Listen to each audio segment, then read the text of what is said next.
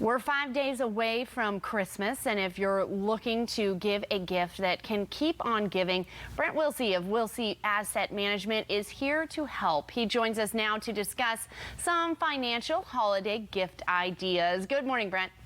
Good morning. How are you doing? I'm doing well. So, talk a little bit, because this is a good idea for some people, maybe who are hard to buy for. And that's so true. And actually, I got to ask people, do you remember what you got last year for Christmas? Most of the time, the answer is no, because we can't remember. And this is why financial giving can be so helpful. And to start off with, one that's very good is help parents with the college funding for their kids, because this is one that's very hard for parents many times down the road. And if you're a grandparent or a brother or sister, like, what should I get my brother who's got 3 kids and they got to save for college? You can do a college funding plan, either a separate plan, or use a 529 plan, which has some benefits to it, but also some restrictions. But this would really help out the parents and the child 10, 15, maybe 18 years down the road. Yeah, really neat. And of course, gift of stock, or you could also give stock to a charity, is also a good idea. Yeah, those are 2 different things. I mean, and it's a little bit hard now to get these certificates. We used to recommend giving a certificate to Disney. You get this beautiful, certificate, stock certificate with all the characters on it and so forth. You can put on the wall. A little bit harder to get those now, but it still makes sense to do that. And you can make up certificates to look just as good as the real certificates.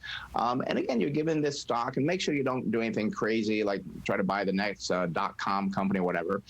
Buy a good business that's going to last, 10, 15, 20 years and accumulate, pays dividends. You can reinvest those dividends. So it's a great thing for a child, and get the certificate so they can kind of see it, and maybe they get involved into investing as well, because they get kind of excited about it.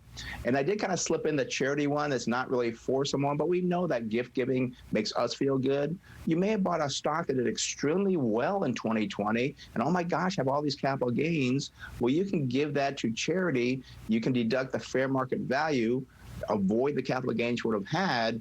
You do have to itemize deductions, but check with your tax person on your situation. But this is another thing you can do to give to a charity and feel good about it.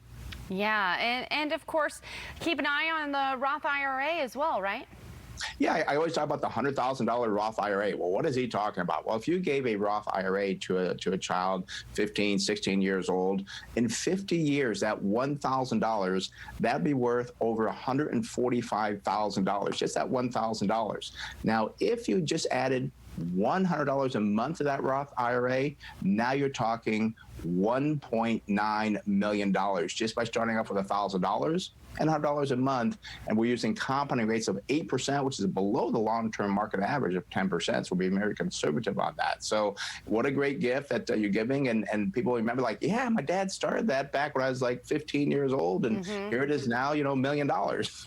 There you go. That's the ultimate. All right. Brent Wilsey, thank you so much for joining us. Some good ideas for people for those last minute gifts.